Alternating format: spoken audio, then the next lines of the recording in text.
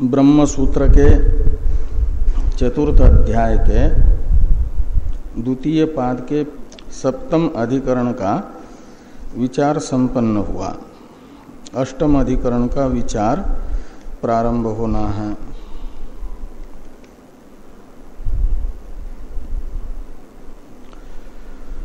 इसमें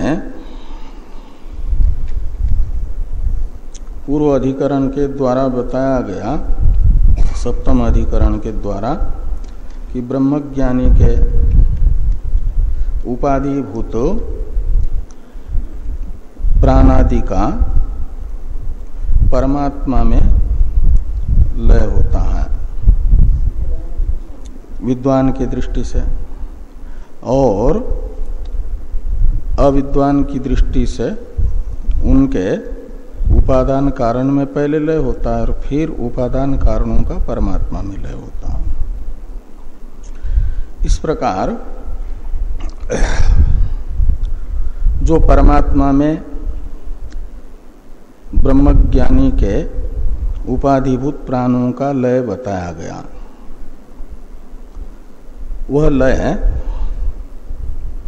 सावशेष होगा या निरवशेष होगा, ये विचार करना है। अब पूर्व अधिकरण ने विद्वान की दृष्टि से जो परमात्मा में लय बताया है, उसको विषय बना करके ये संशय होता है कि वह लय परमात्मा में सावशेष होगा या निरवशेष होगा। सावशेष का अर्थ है संस्कारात्मना प्राणादि रहेंगे शक्ति रूप से,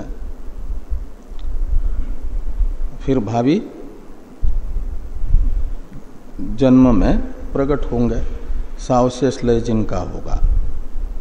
और निरवशेष लय जिनका होगा तो शक्त्यात्मना भी उनका रहना नहीं होगा, बिल्कुल स्वरूप लय हो जाएगा।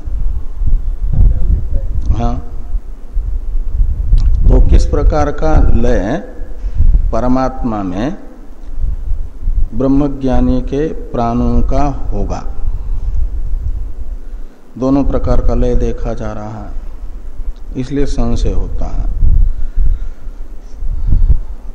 इसी संशय का निवर्तक यथार्थ निर्णयानुकूल अविभागाधिकरण प्रवृत्त हो रहा है। इस अधिकरण के अधिकरण सार के दोनों श्लोकों को पहले देखा जाए। तल्लयः शक्तिशेषेण निःशेषेणाथवात्मनि शक्तिशेषेण युक्तो सा वज्ञानी स्वेतदईक्षणात् नाम रूप विभेदोक्तेर निःशेषेनैव तल्लयः अज्ञे जन्मान्तरार्थन्तु शक्तिशेषत्वमिष्यते। तो तल्लयः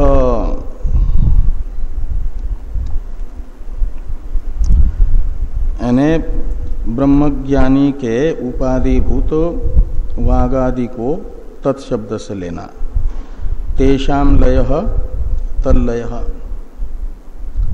तो उनका जो परमात्मा में लय पूर्व अधिकरण के द्वारा बताया गया है, वह शक्तिशेष है न, परमात्मा में वागादि का लय सावशेष होता है, शक्तिशेषण का होता अर्थ है अनभिव्यक्त नाम रूप दशापन्न वे हो जाते हैं, अथवा निःशेषेण आत्मनि लय, पर आत्मा यानी परमात्मा में लय, आत्यंतिक लय। इस प्रकार संशय होने पर पूर्व पक्ष है असौ शक्तिशेषेन युक्त असो यानी परमात्मा में वागादि का लय, वह शक्तिशेषण यानी सावशेष लय समझना चाहिए। सावशेष लय मानना ही उचित है। क्यों? तो कहते हैं सावशेष लय मानेंगे तो वह अज्ञानी का सावशेष लय ही देखा गया है, ऐसा ही ज्ञानी का भी होना चाहिए। तो इसलिए कहते हैं अज्ञानीसु एतत् ईक्षणात्, अज्ञानी के वागादि का परमात्मा में सावशेष लय देखा गया है। इसलिए ब्रह्मज्ञानी के भी वागादि का परमात्मा में सावशेष लय ही मानना उचित होगा।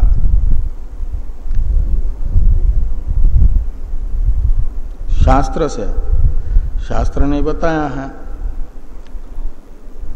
शास्त्र ने बताया तेजः परश्याम देवतायाम, वृत्तिलय बताया ना, वृत्तिलय है सावशेष लय। तो पूर्ववर्ती जो अधिकरण गए हैं उन अधिकरणों से ब्रह्मज्ञानी के अतिरिक्त अज्ञानी का वृत्तिलय ही बताया गया ना। ऐसे ये जो ब्रह्मज्ञानी है उनका भी वृत्तिलय समझना चाहिए। वृत्तिलय नहीं मानेंगे यदि अज्ञानी का तो जन्मांतर नहीं होगा भूतों का स्वरूप लय मानने पर। ये सब पहले बताया था ना। तो शास्त्र नेत्र से देखा जा रहा है अज्ञानी का वृत्तिलय, वो सावशेष लय है। ऐसे ज्ञानी के भी वागादि का सावशेष लय ही मानना चाहिए। ये पूर्व पक्ष हुआ। किसमें? वृत्तिलय में। क्या?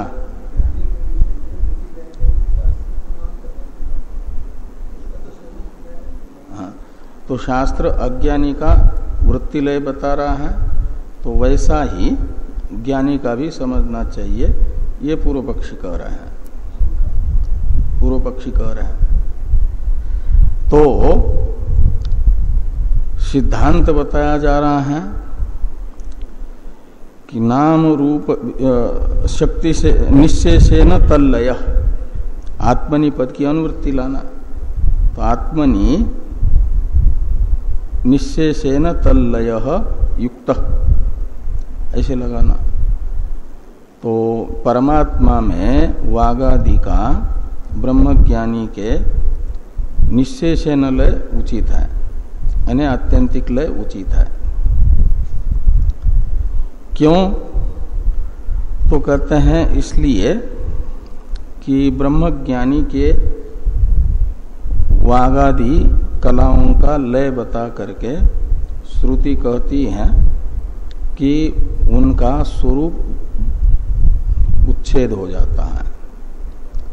भिद्यते आसाम नाम रूपे पुरुष इत्येवं आचक्षते प्रोच्यते स एषो अकलो अमृतो भवति, ऐसी एक श्रुति है। ब्रह्मज्ञानी की उपाधिभूत वागादि कलाओं का कहते हैं जब परमात्मा में लय होता है तो ब्रह्मज्ञानी के उपाधिभूत वागादि का तासाम शब्द से लिया जाता है वागादि को।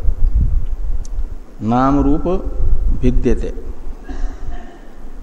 नाम रूप का उच्छेद हो जाता है, यानी अनभिव्यक्त नाम रूप भावापन्न भी वे नहीं रहते हैं, आत्यंतिक उच्छेद हो जाता है। नाम रूप का विभेद होने का अर्थ है अनभिव्यक्त नाम रूप दशा में भी न रहना, संस्कारात्मना भी न रहना। संस्कारात्मना अवस्थित रहना, वृत्तिलय होना, ये माना जाता है सावशेष लय। ऐसा लय श्रुति नहीं बता रही है, किंतु कह रही कि तासाम नाम रूपे भिद्येते, ब्रह्मज्ञानी की उपाधिभूत कलाओं का नाम रूप यानी स्वरूप ही उच्छिन्न हो जाता है, स्वरूप लय होता है, और वह फिर अकल हो जाता है, मतलब निरुपाधिक हो जाता है। तो भिद्यते तासाम नाम रूपे पुरुष इत्येवं प्रोच्यते इत्यादि श्रुति के द्वारा नाम रूप का विभेद यानी कलाओं का स्वरूप लय बताया गया है। इसलिए आत्यंतिक उच्छेद ही समझना चाहिए। परमात्मा में आत्यंतिक लय होता है उनका। तो कहा फिर ब्रह्मज्ञानी के भी वागादियों को लेकर के भूत सूक्ष्म मृत का परमात्मा में लय हो रहा है। तो तेजः परस्याम देवतायाम, यह श्रुति अज्ञानी के विषय में जो कही गई उसका भी स्वरूप लय ही परमात्मा में माना जा। वृत्तिलय क्यों मानते हो वहां पर? तो उसके विषय में कहा जा रहा है आज्ञे जन्मांतरार्थंतु शक्ति शेषत्वम इष्यते।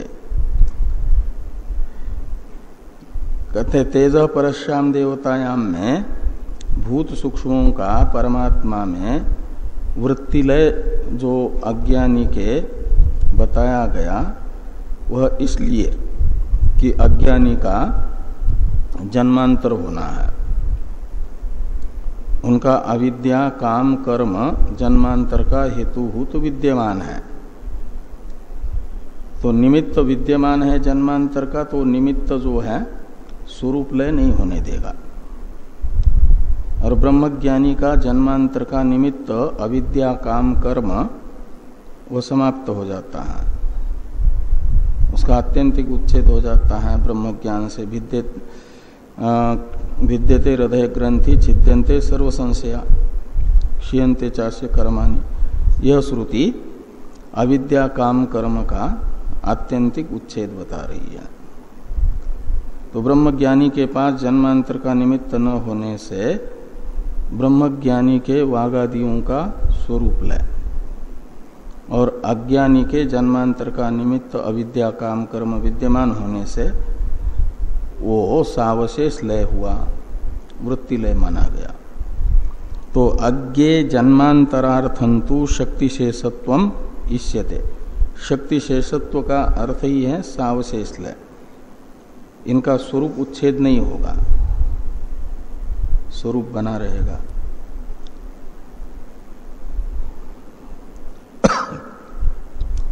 अब भाष्य को देखिए। स पुनर्विदुषः इत्यादि भाष्य की अवतरण टीका है। उक्त लयम उपजीव्य लयस्य द्वेधा दर्शनात् संशयम आह स पुनः इति। तो उक्त लयम उपजीव्य, तो जो लय बताया गया है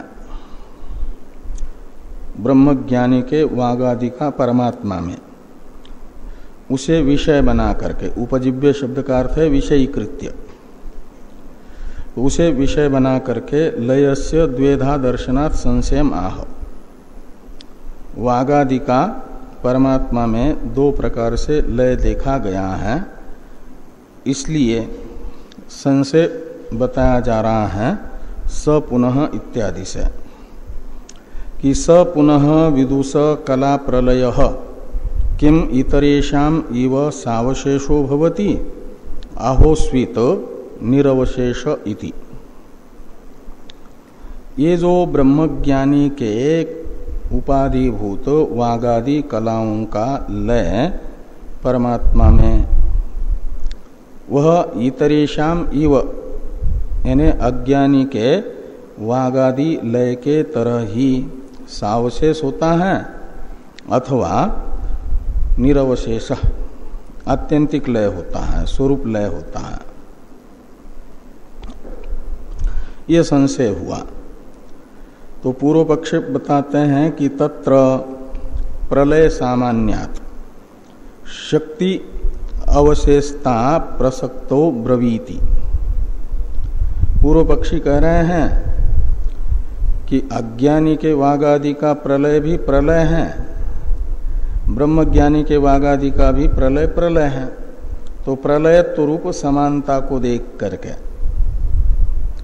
जैसे अज्ञानी का वागादि प्रलय होता है सावशेष, ऐसा ही ब्रह्मज्ञानी के वागादि का भी लय सावशेष ही होना चाहिए। ये पूर्व पक्ष प्राप्त होने पर सिद्धांत बताने के लिए सूत्र हैं। इसलिए भाष्कर भगवान कहते हैं ब्रवीति, यानी भगवान सूत्रकार ब्रवीति। वेद व्यास जी बताते हैं। सूत्र को देखिए, अविभागो वचनात्, अविभागो वचनात्, अविभागः वचनात्, ऐसे दो पद हैं। इनमें अविभाग ये प्रथम पद है प्रतिज्ञा। अविभाग शब्द का अर्थ है निशेष लय, आत्यंतिक लय, स्वरूप लय, इस अर्थ में अविभाग शब्द है। तो ब्रह्मज्ञानी की उपाधिभूत वागादियों का परमात्मा में स्वरूप लय होता है, ये अविभाग शब्द का अर्थ निकलेगा। कहा ऐसा क्यों? तो हेतु बताया वचनात्, यानी वेद में ब्रह्मज्ञानी के वागादि कलाओं का स्वरूप लय बताने वाला वचन विद्यमान होने से। प्रश्नोपनिषद में आया भिद्यते तासाम नाम रूपे पुरुष इत्येवं प्रोच्यते स एषो अकलो अमृतो भवति। ये जो वचन है प्रश्नोपनिषद है वेद, अथर्ववेद, और अथर्ववेद का ये वचन है कि तासाम वागादि नाम कला नाम। तो वागादि कलाओं का नाम रूप भिद्यते का अर्थ होता है नाम रूप का उच्छेद हो जाता है, स्वरूप लय होता है। और जब तक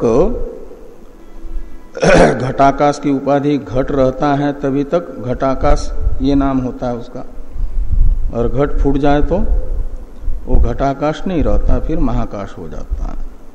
महाकाश इस नाम से ही कहलाता है। नदी समुद्र में मिल गई, नाम रूप को छोड़ दिया तो फिर वो गंगा यमुना इत्यादि नामों से नहीं कहा जाता, जल समुद्र इस नाम से कहा जाता है। ऐसे ये उपाधिभूत वागादि का नाम रूप विच्छिन्न होते ही, विभेद होते ही फिर वह निरुपाधिक हो गया। तो निरुपाधिक है पुरुष, यानी पूर्ण तत्व ब्रह्म। तो उसे पुरुष इस नाम से ही कहा जाता है, फिर ब्रह्म इस नाम से ही कहा जाता है। यह वचन ब्रह्मज्ञानी के वागादिभूत कलाओं का स्वरूप लय बता रहा है।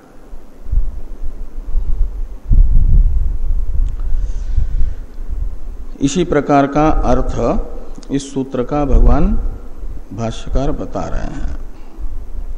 अविभागापत्तिरेव इति, अविभागापत्ति यानी स्वरूप लय ही ब्रह्मज्ञानी के उपाधिभूत कलाओं का होगा। वचनात् का अवतरण है एक प्रश्न के रूप में, कुतः यानी कस्मात् प्रमाणात्, किस प्रमाण के आधार पर आप कह रहे हैं ब्रह्मज्ञानी की उपाधिभूत वागादियों का स्वरूप लय होगा करके। तो प्रमाण बताया जा रहा है वचनात्। वचनात् यानी वेद वचनात्। आगे कहते हैं वचनात् की व्याख्या करते हुए तथा ही कला प्रलयम उक्त्वा वक्ति।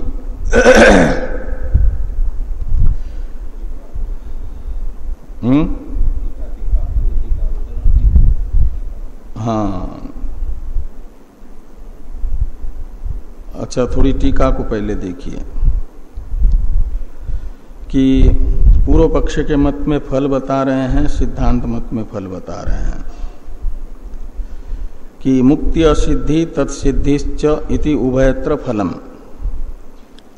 उभयत्र यानी पूर्व पक्ष तथा सिद्धांत मत में। पूर्व पक्ष के मत में मुक्ति की असिद्धि, मोक्ष की असिद्धि ये फल होगा जब ब्रह्मज्ञानी के भी उपाधिभूत वागादि का तथा भूत सूक्ष्म का सावशेषी लय होगा। वे बने रहेंगे तो जन्मांतर जरूर होगा अज्ञानी की तरह ही। इतना होगा कि लोकांतपाती मुक्ति को ही मोक्ष मानने वाले जो लोग हैं वो, उनका जन्मांतर होगा उनके इष्ट देव गोलोक में, कैलाश लोक में या साकेत लोक में, वैकुंठ में, लेकिन वहां भी शरीर मिलेगा, वो सशरीर ही मुक्ति मानते हैं। तो जो अशरीर मोक्ष है, ब्रह्म भाव रूप मोक्ष है, उसकी सिद्धि नहीं होगी। पूर्व पक्ष के मत में मोक्ष की असिद्धि ये फल है। और सिद्धांते तत्सिद्धि,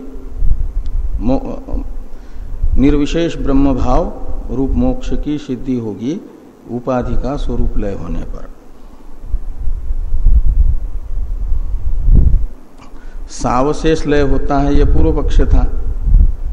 सावशेष शब्द का अर्थ कर रहे हैं टीकाकार कि अवशेषो मूल कारणे शक्त्यात्मना स्थिति, कार्य की अपने मूल कारण में शक्ति रूप से अवस्थिति का नाम है सावशेष लय। सावशेष लय। और उसका ही शक्त्यात्मना अवस्थान का और अर्थ स्पष्ट करते हुए कह रहे हैं कि पुनर्जन्म योग्यता इत्यर्थ। सावशेष लय शब्द का अर्थ निकलेगा पुनर्जन्म की योग्यता। तो ब्रह्मज्ञानी के वागादि कलाओं का सावशेष लय मानने का अर्थ है ब्रह्मज्ञानी में पुनर्जन्म की योग्यता मानना, जैसे अज्ञानी में होती है पुनर्जन्म के निमित्त से युक्त होने से।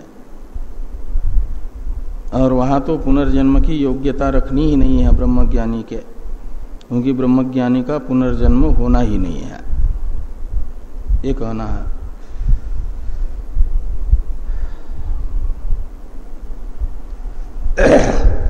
आगे हैं पूर्व पक्ष का निर्धारक एक अनुमान टीका में ही।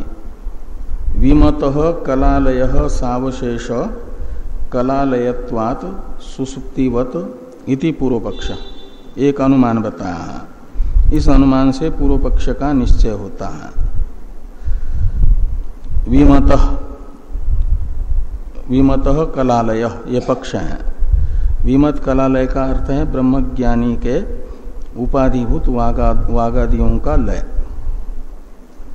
इसे कहा जाएगा विमत कलालय। वह सावशेष होता है। क्यों? तो कहते हैं कलालयत्वात्, वो कलाओं का लय होने से। जैसे सुसुप्ति में वागादि का लय होता है, कलाओं का लय, वो सावशेष होता है। ऐसे ही मृत्यु के समय भी ब्रह्मज्ञानियों के और सब के कलाओं का लय सावशेष ही होगा। क्या मतलब? पुनर्जन्म की योग्यता रखते हुए ही परमात्मा में लीन हो जाएंगे वागादि। ये पूर्व पक्ष है। और सिद्धांत की अवतरण, सिद्धांत का जो भाष्य में अवतरण था ब्रवीति इत्यादि, इसकी अवतरण टीका है विमतो निरवशेष। विद्याकृतत्वात् रज्ज्वा विद्यया सर्पलयवत इति युक्ति उपेत श्रुत्या सिद्धांतेति। तो सिद्धांति की भी युक्ति अनेक अनुमान है। यद्यपि श्रुति भी है, लेकिन युक्ति सहकृत श्रुति और बलवती हो जाती है। इस अभिप्राय से सिद्धांति की युक्ति बताई जा रही है कि विमतः यानी ब्रह्मज्ञानियों के वागादि का लय, ये विमत शब्द का अर्थ है पक्ष है। ये सिद्धांत में सिद्धांति का अनुमान, ये सिद्धांति के लिए, ये अनुमान है सिद्धांति के लिए, इसलिए पक्ष तो वही रहेगा, ब्रह्मज्ञानियों का कलालय। तो ब्रह्मज्ञानी का कलालय निरवशेष होगा, यानी पुनर्जन्म की योग्यता रखे बिना होगा, स्वरूप लय होगा। ऐसा क्यों? तो कहते हैं ब्रह्मज्ञानी के उपाधि के लय में और अज्ञानी के उपाधि के लय में अंतर है। ब्रह्मज्ञानी के उपाधि का लय ज्ञान से हो रहा है।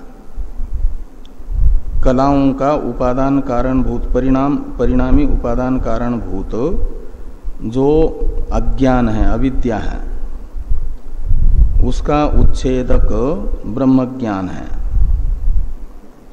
तो कारण के निवृत्त होने से वागादि कलाओं का आत्यंतिक लय होगा और अज्ञानी के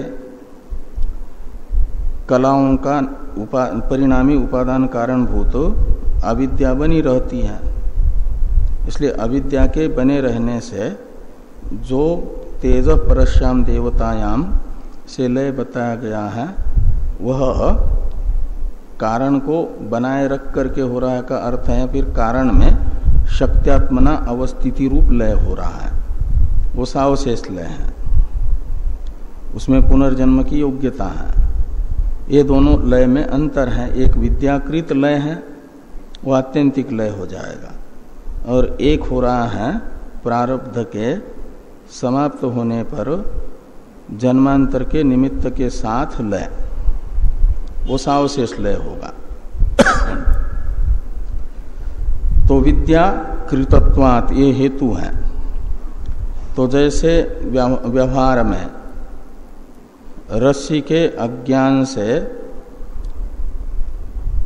जो सर्प की भ्रांति हो रही है, तो रस्सी का ज्ञान होने पर जो अध्यस्त सर्प है रस्सी में, उसका कारणभूत रस्सी का अज्ञान निवृत्त होने पर सर्प का आत्यंतिक लय माना जाता है। रस्सी के ज्ञान से, अधिष्ठान के ज्ञान से अध्यस्त की निवृत्ति वह आत्यंतिक लय है। वो अध्यस्त के कारणभूत अज्ञान को निवृत्त करके अध्यस्त को निवृत्त कर रहा है कारण सहित। ऐसे ब्रह्मज्ञानियों के वागादि कलाओं का अधिष्ठानभूत जो ब्रह्म, उसका मय के रूप में ज्ञान होने पर वागादि कलाओं के कारणभूत अज्ञान की निवृत्ति हो जाएगी। तो कारण सहित निवृत्ति हो जाएगी वागादि की ब्रह्मज्ञानी के, उसे माना जाता है निरवशेष लय। तो विमतः निरवशेष विद्याकृतत्वात् रज्ज्वा विद्यया सर्पलयवत, रज्ज्वा षष्ठी है। तो रज्जु के विद्या से यानी ज्ञान से जैसे रज्जु में अध्यस्त सर्प का स्वरूप लय होता है, निरवशेष लय होता है, ऐसा ही आत्मज्ञान से वागादि का निरवशेष लय होगा। इस युक्ति से युक्त, उपेत यानी युक्त, जो श्रुति है भिद्यते तासाम नाम रूपे इत्यादि,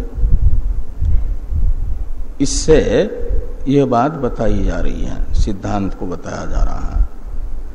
तो युक्ति उपेत श्रुत्या सिद्धांतयति ब्रवीति थी। तो तथा ही भाष्य में है, तथा ही कला प्रलयम उक्त्वा वक्ति। प्रश्न उपनिषद में ब्रह्मज्ञानियों के उपाधिभूत वागादि कलाओं का लय बता करके आचार्य पिपलाद जी ने कहा, क्या कहा कि भिद्यते तासाम नाम रूपे। इसमें तासाम शब्द का अर्थ है वागादि नाम, कला नाम। नाम रूपे भिद्येते, नाम रूपों का उच्छेद हो जाता है। और नाम रूप रूपी जो कला है उनका उच्छेद होते ही फिर पुरुष इत्येवं प्रोच्यते, पुरुष इस नाम से ही कहा जाता है। और स एष, ये जो उपाधियों का स्वरूपलय हो गया जिसके, ऐसा ब्रह्मज्ञानी अकलह, कला रहित होकर के वह अमृतो भवति, यानी अविनाशी ब्रह्म भाव को प्राप्त करता है, मुक्त हो जाता है।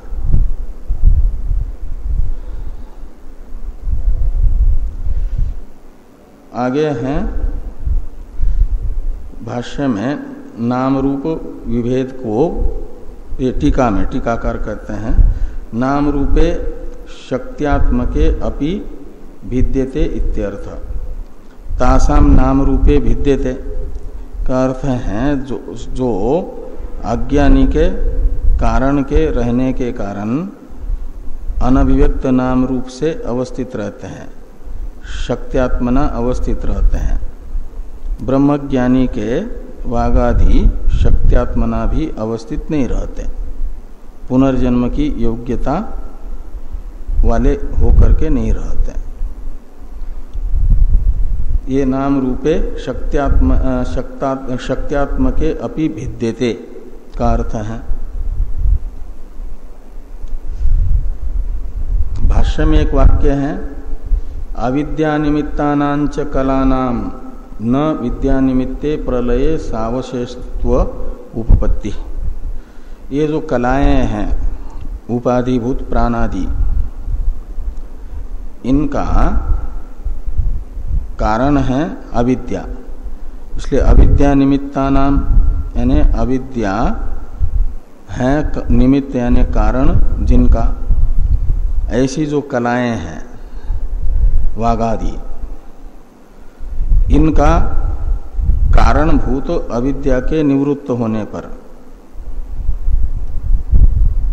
और वो कारणभूत अविद्या कैसे निवृत्त होगी, तो विद्या से, अहम ब्रह्मास्मित्याकारक साक्षात्कार से कलाओं की कारणभूता अविद्या निवृत्त होने पर सावशेष लय संभव नहीं है।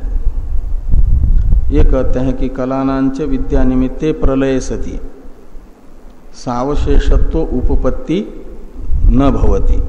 जो न है न कला नाम के पास, वह इधर आएगा, सावशेषत्व उपपत्ति न भवति, नहीं होगी।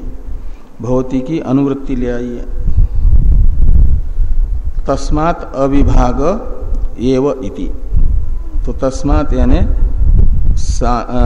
ब्रह्मज्ञानी की उपाधिभूत वागादियों के कारणभूत अविद्या की भी निवृत्ति हो जाने से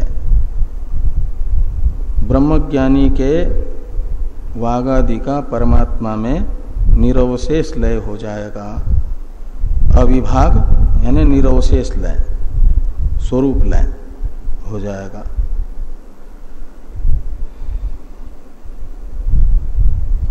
इस प्रकार ये जो अष्टम अधिकरण है, इसका विचार पूरा हो जाता है। नवम अधिकरण के संक्षिप्त स्वरूप को बताने वाले वैयासिक न्यायमाला के दोनों श्लोकों का उच्चारण तथा अर्थानुसंधान हम लोग करें। अविशेषो विशेषो वा शादुत्क्रांतेरुपाशितुः हृत्प्रद्योतन साम्योक्ते रविशेषोऽन्य निर्गमात्। मूर्धन्यैव नाड्यासौ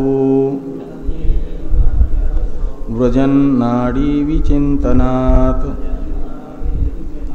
विद्यासामर्थ्यतश्चापि विशेषोऽस्त्यन्यदर्शनात्।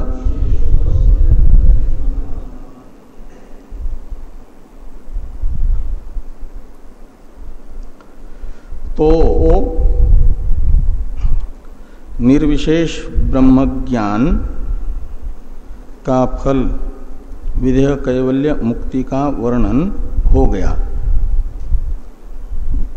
निर्विशेष ब्रह्मज्ञानी के उपाधिभूत वागादियों का स्वरूप लय बता करके दो तीन अधिकरणों के द्वारा विचार हुआ प्रसंगवशात निर्विशेष ब्रह्मज्ञानी के वागादियों के विषय में।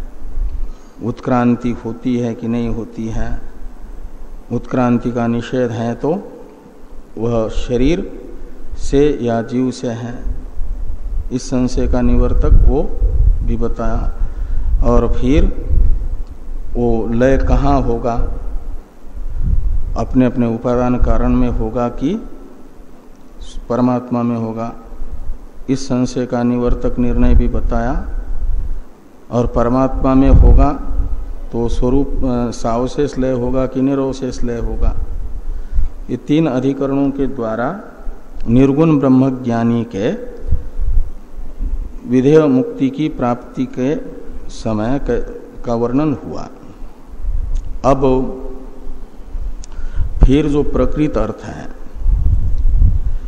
उत्क्रांति का वर्णन हो रहा है यहाँ।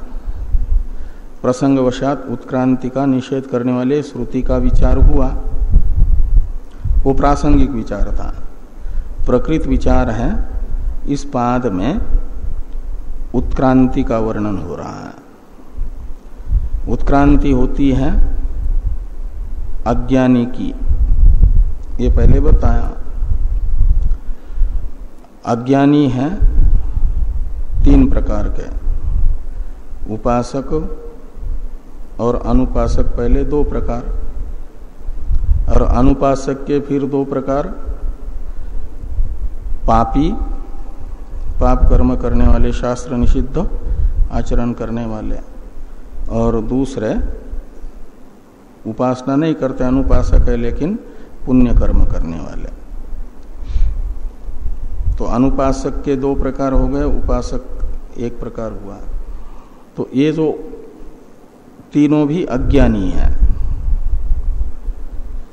निर्विशेष ब्रह्म स्वरूप का तीनों को भी अज्ञान है, इसलिए तीनों की उत्क्रांति होती है, ये पहले बताया है।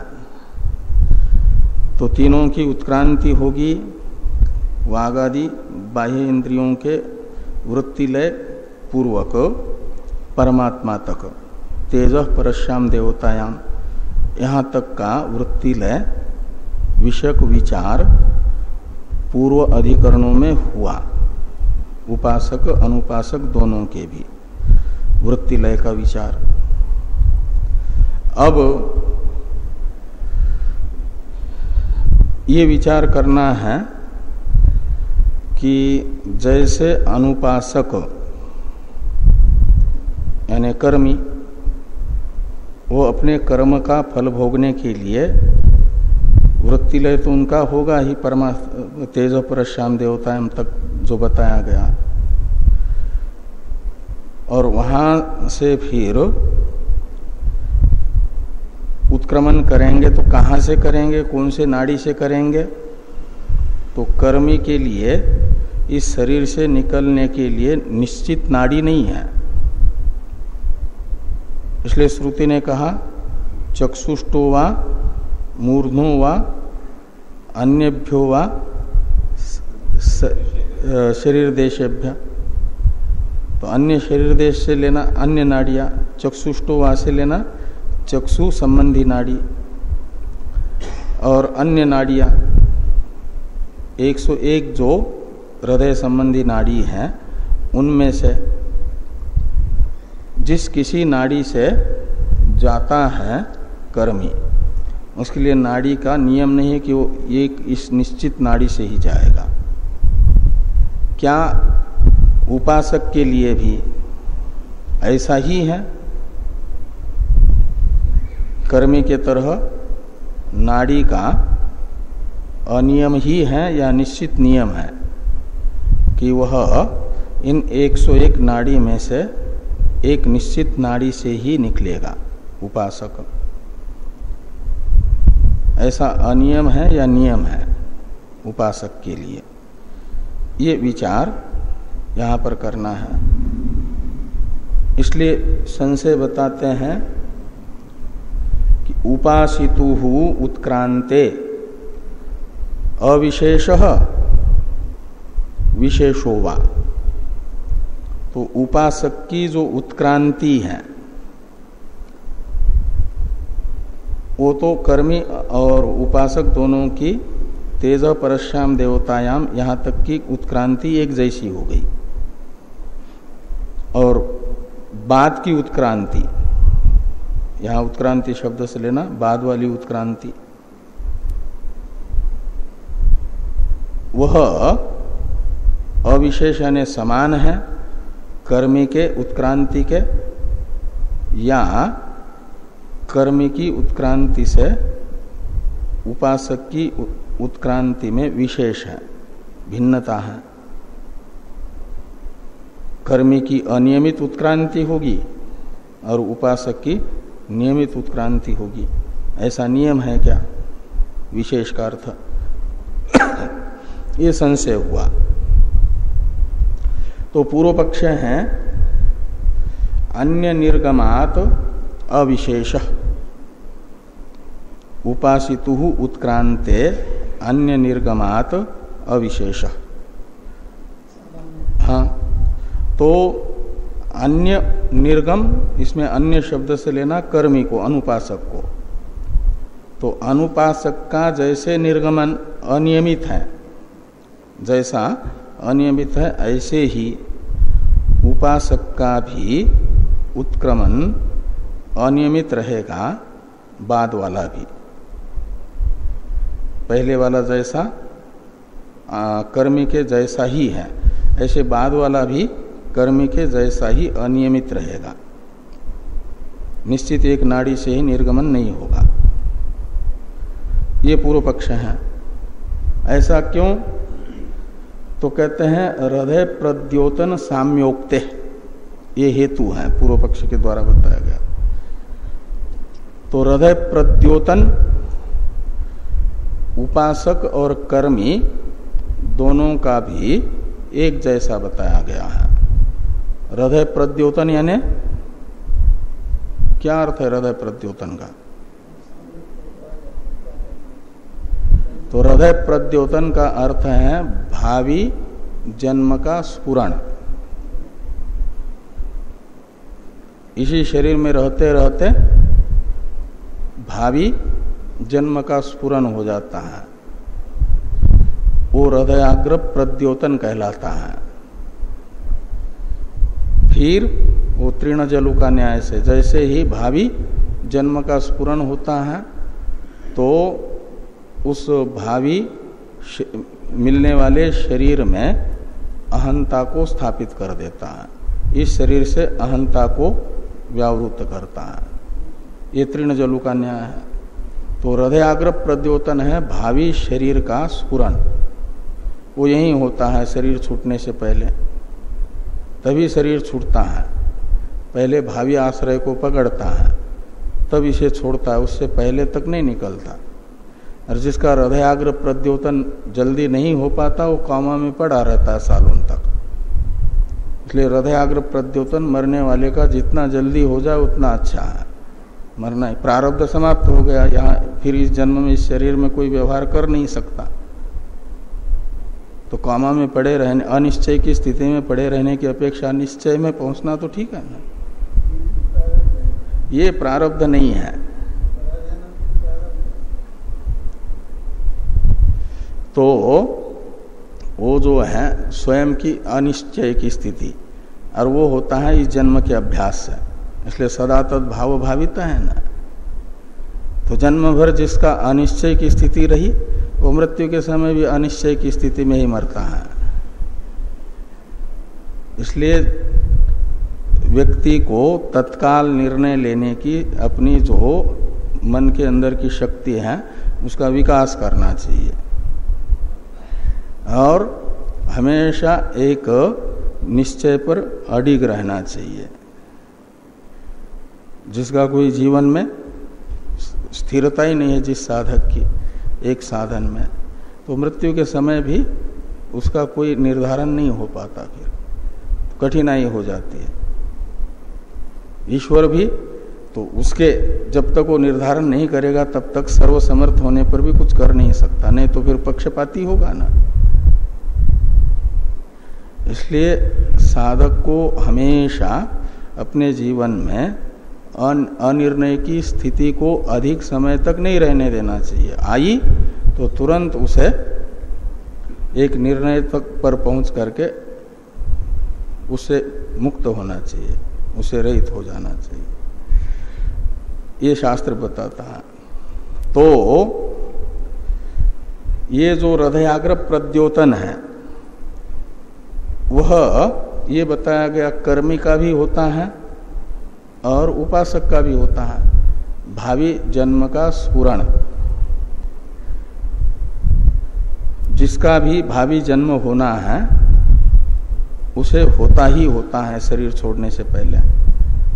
परमात्मा के अधीन जैसे भूत सूक्ष्म हुआ और जो निश्चय के साथ परमात्मा में चला गया भूत सूक्ष्मारूढ़ होकर के, तो परमात्मा देखते हैं कि इसने ये निर्धारण किया है, तो उसके भूत सूक्ष्म में वो शक्ति डालते हैं। उस समय परमात्मा के पास गया तो भूत सूक्ष्म बिल्कुल निर्विशेष भाव में जाता है, सामान्य स्थिति में जाता है, सामान्य कारण स्वरूप है उसका, लेकिन किसी विशेष कार्य के रूप में अंकुरित होने की शक्ति उसमें नहीं है। वो परमात्मा देखते हैं कि इसने कौन से कर्म ध्यान में रखे हैं और उनका फल जिस शरीर विशेष के से भोगा जा सकता है उस शरीर के रूप में परिणत होने की शक्ति का संकल्प उसके भूत सूक्ष्म में ईश्वर कर देते हैं। इतने मात्र से वे कर्म फल विधाता बन जाते हैं। इसलिए उपासक मृत्यु के समय परमात्मा को कहते हैं कि क्रतुम स्मर कृतम स्मर, मैंने जीवन भर जो कर्म और उपासना की है उसका आप स्मरण करो, देखो ये मैंने किया है और अंतिम समय भी वही निश्चय है मेरा। इसलिए इसका फलोपभोग जिस शरीर विशेष से होता है, तो उपासक है तो ब्रह्मलोक में ही होना है निश्चित। इसलिए अग्नि ने सुपथ राय आसमानो प्रार्थना करता, वो सुपथ है उत्तरायण मार्ग, उसे निश्चय है, अपनी साधना पर विश्वास है, आत्मविश्वास। तो कहता है कि मुझे उत्तरायण मार्ग से ले जाओ अपने उपासना का फलोपभोग करने के लिए।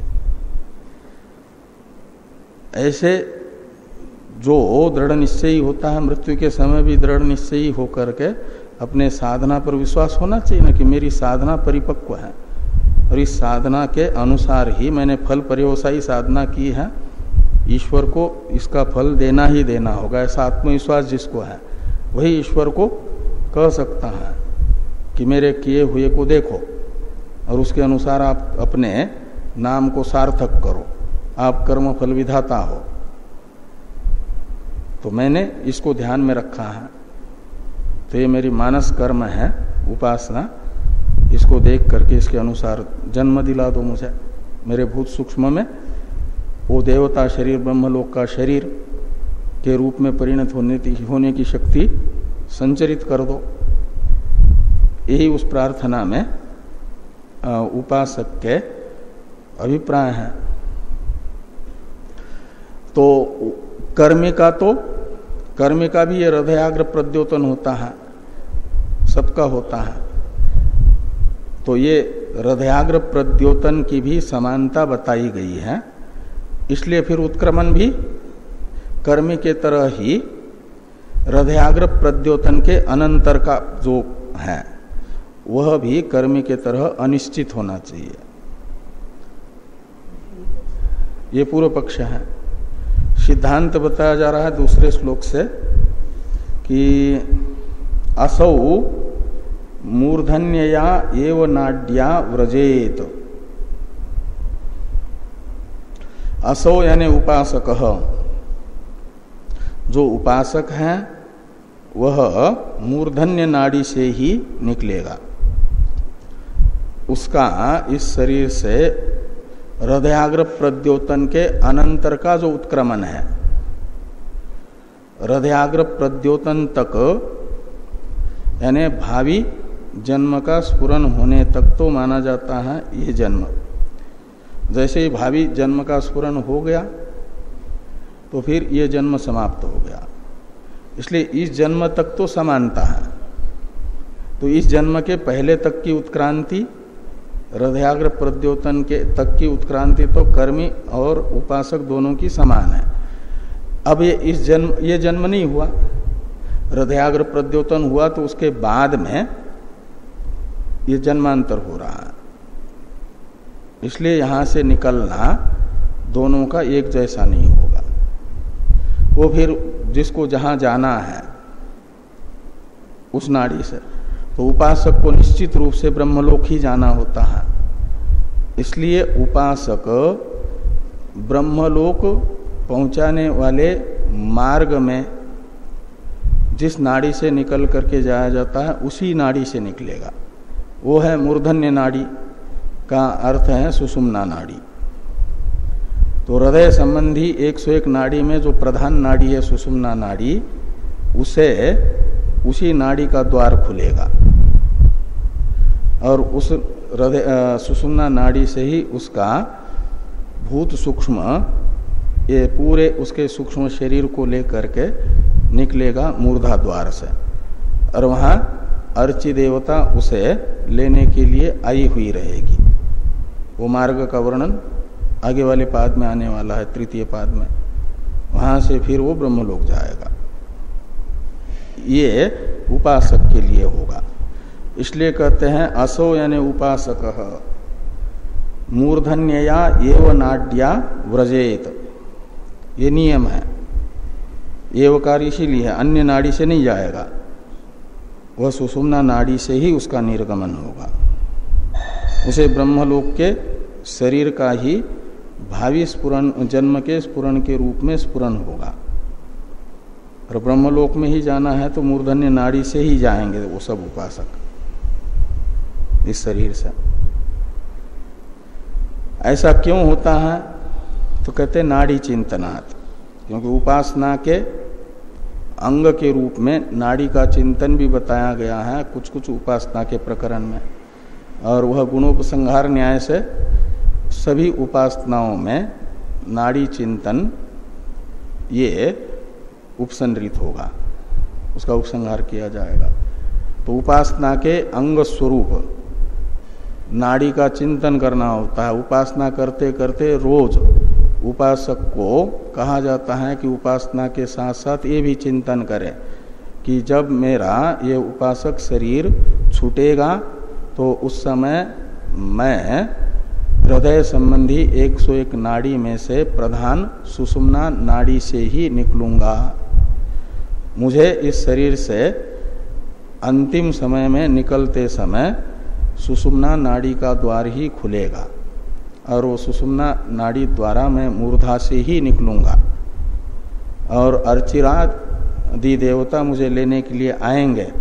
विद्युत लोक में पहुंचने के बाद मुझे अमानव पुरुष आकर के ब्रह्मलोक में ब्रह्मा जी के पास ले जाएगा।